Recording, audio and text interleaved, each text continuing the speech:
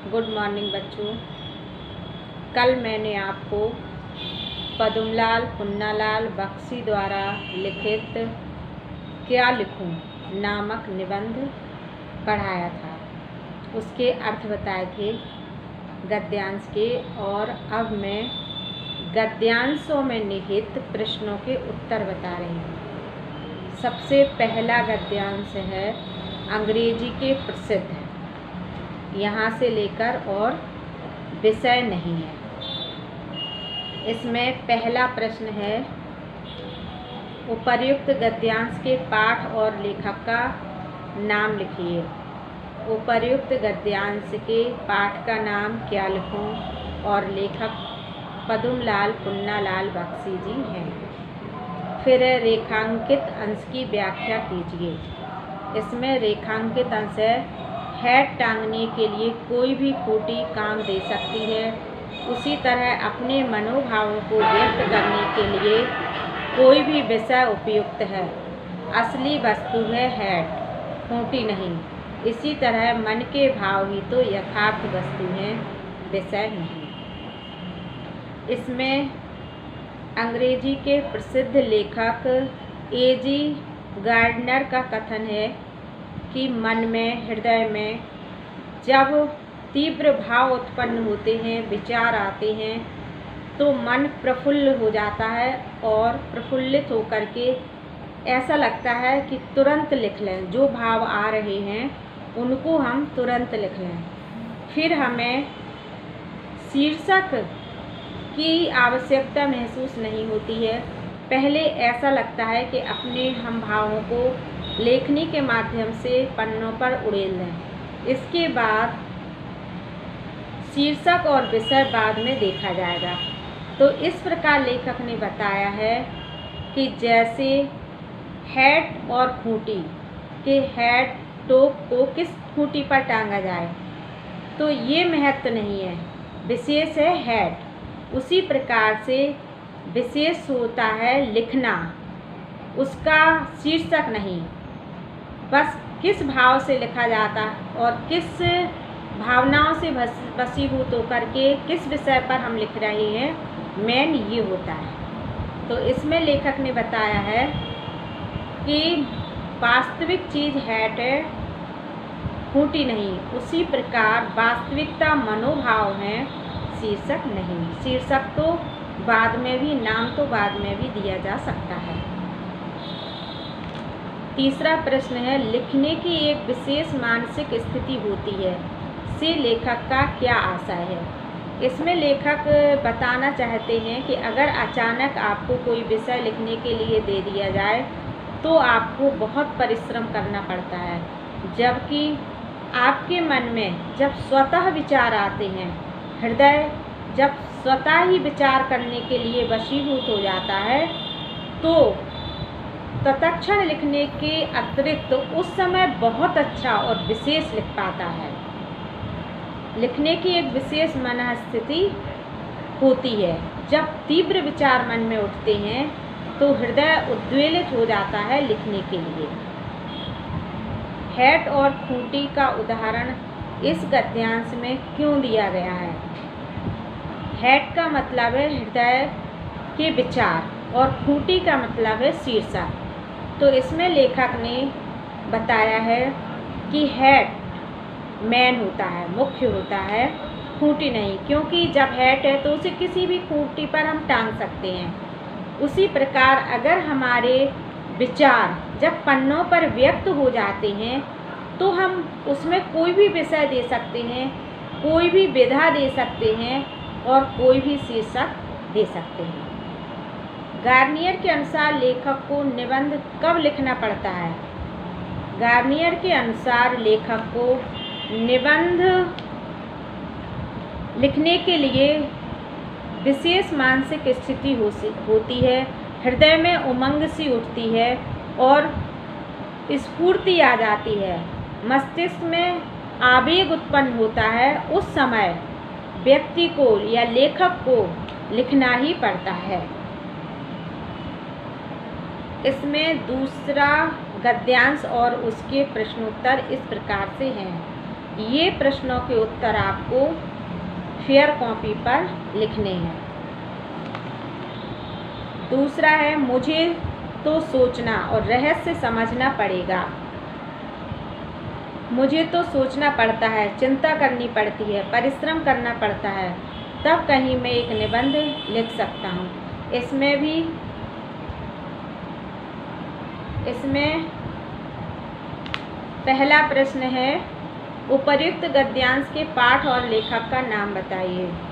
उपर्युक्त गद्यांश में पाठ का नाम है क्या लिखूं और लेखक का नाम है पदुमलाल पुन्नालाल बख्शी जी। रेखांकित अंश की व्याख्या कीजिए। रेखांकित अंश है, मुझे तो सोचना पड़ता है, चिंता करनी पड़ती है, परिश्रम करना पड़ता है, तब कहीं मैं एक निबंध लिख सकता हूँ। इसमें लेखक ने बताया है कि कई ऐसे विद्वान होते हैं जो किसी भी विषय पर तुरंत लिख देते हैं। जब उनके हृदय में आवेग होता है, मन में विचार आते हैं, तो वह तुरंत किसी भी विषय पर अपनी लेखनी चला सकता है। लेकिन वो कहते हैं कि मुझे तो किसी विषय पर निबंध लिखने के लिए काफ़ी परिश्रम करना पड़ता है, काफ़ी पुस्तकालय में जाकर पुस्तकें देखनी पड़ती हैं उस विषय की, तब जाकर के मैं एक निबंध लिख पाता हूँ। इसलिए निबंध लिखना कोई सरल कार्य नहीं है। गद्यांश के अनुसार बताइए कि लेखक को विशेष परिश्रम क्यों करना पड़ेगा। गद्यांश के अनुसार लेखक को विशेष परिश्रम इसलिए करना पड़ेगा क्योंकि अचानक उनकी बेटी नमिता और अमिता ने उनसे दो निबंध लिखने के लिए कहा। एक की नमिता का आदेश था कि दूर के ढोल सुहावने होते हैं, इस पर मुझे कोई अच्छा सा निबंध लिख कर दे दीजिए।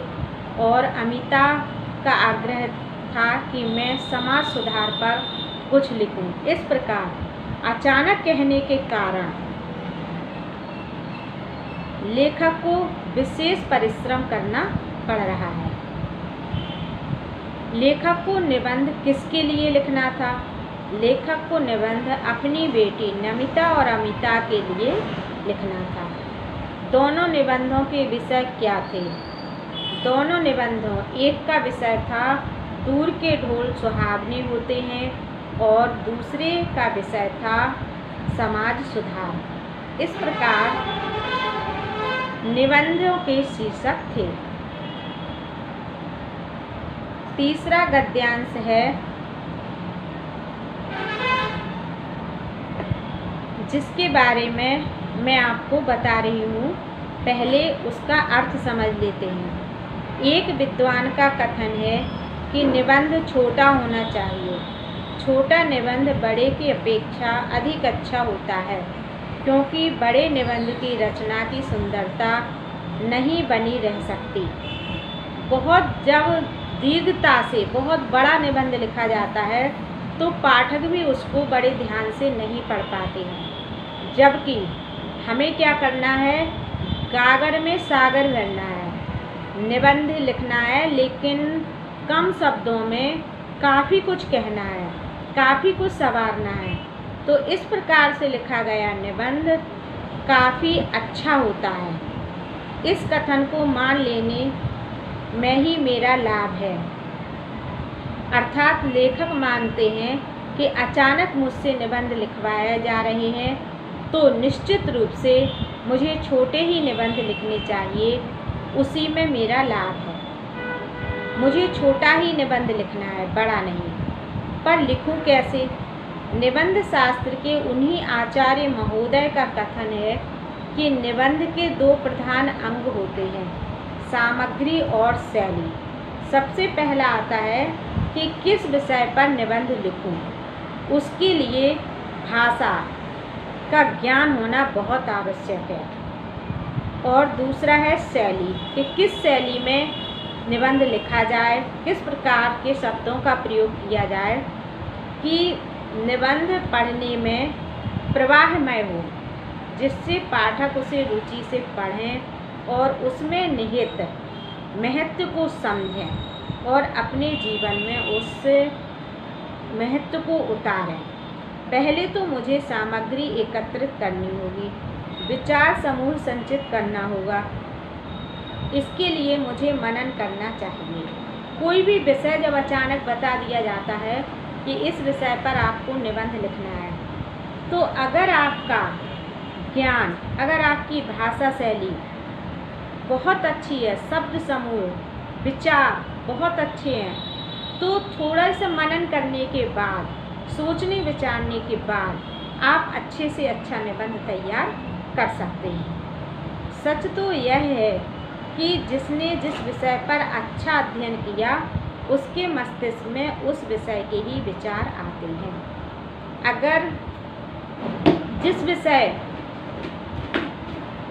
को लेखक जानता है या विद्वान जानते हैं, जैसे हिंदी पढ़ने वाले हिंदी में ही और अच्छे से अच्छा निबंध लिख सकते हैं, जबकि उर्दू भाषा पढ़ने वाले उर्दू में, संस्कृत भाषा जानने वाले संस्कृत में, अंग्रेजी भाषा जानने वाले अंग्रेजी में ही बहुत अच्छा निबंध लिख सकते हैं। पर यह कौन जानता है कि दूर के ढोल सुहावने पर निबंध लिखने की आवश्यकता होगी। फिर लेखक मन में विचार कर रहे हैं कि मैंने तो यह कभी नहीं सोचा था कि दूर के ढोल सुहावने होते हैं, इस विषय पर मुझे अचानक निबंध लिखना पड़ेगा। यदि यह बात पहले से ज्ञात होती तो पुस्तकालय जाकर इस विषय का अनुसंधान कर लेता, इस विषय की खोज कर लेता, इस विषय से संबंधित पुस्तकें पढ़ लेता। पर अब समय नहीं, मुझे तो यहीं बैठकर 2 ही घंटों में 2 निबंध तैयार कर देने होंगे। यहाँ ना तो विश्वकोश है और ना कोई ऐसा ग्रंथ जिसमें इन विषयों की सामग्री उपलब्ध हो सके। अब तो मुझे अपने ही ज्ञान पर विश्वास करके लिखना होगा। अचानक जब कोई लेख लिखना होता है और किसी प्रकार की विषय सामग्री अवेलेबल उपलब्ध नहीं होती है, तो फिर अपने ही ज्ञान पर विश्वास करके लेखक निबंध को लिखता है। इसी प्रकार से पद्मलाल पुन्नालाल बख्शी भी अचानक निबंध अपने ही लेखनी के विश्वास पर लिख रहे हैं। इसमें गद्यांश है तीसरा। एक विद्वान मनन करना चाहिए। यहाँ तक एक विद्वान का कथन है कि निबंध छोटा होना चाहिए और मनन करना चाहिए। तो सबसे पहले प्रश्न है इसका, उपर्युक्त गद्यांश के पाठ और लेखक का नाम। उपर्युक्त गद्यांश के पाठ क्या लिखूं और लेखक का नाम है पद्मलाल पुन्नालाल बख्शी। रेखांकित अंश की व्याख्या कीजिए। रेखांकित अंश में निबंध शास्त्र के उन्हीं आचार्य महोदय का कथन है कि निबंध के 2 प्रधान अंग हैं, सामग्री और शैली। निबंध शास्त्रों के विद्वानों ने बताया है कि निबंध लिखने के लिए 2 चीज़ों की आवश्यकता होती है। सबसे पहला है विषय सामग्री, कि किस विषय पर आप निबंध लिख रही हैं, उस विषय की आपको पूरी जानकारी होनी चाहिए। और दूसरा होता है भाषा शैली।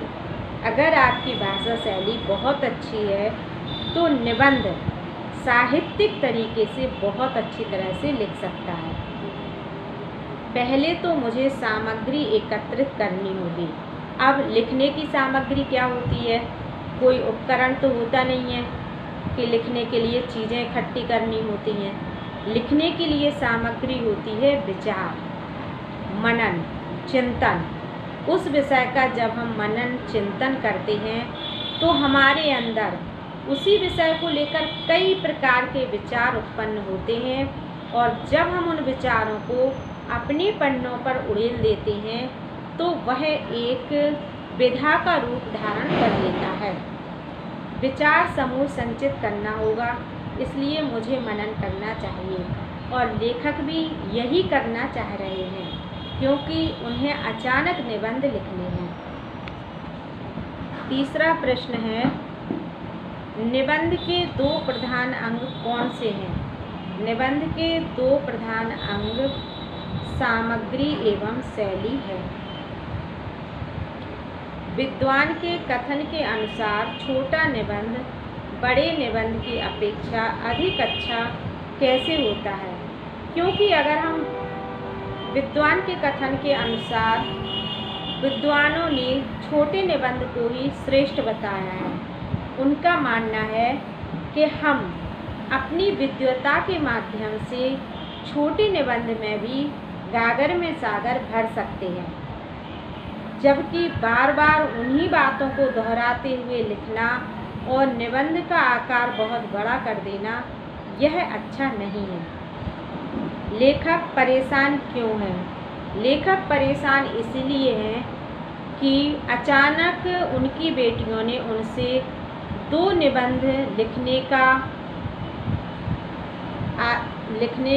के लिए कह दिया है, जिनके बारे में उन्होंने अभी विचार ही नहीं किया है, ना ही पुस्तकालय जाकर उन्होंने इसके बारे में मनन चिंतन या अध्ययन किया है। इसीलिए लेखक परेशान है, लेकिन फिर भी वो अपनी विद्वता पर विश्वास करके निबंध लिखने के लिए तैयार है।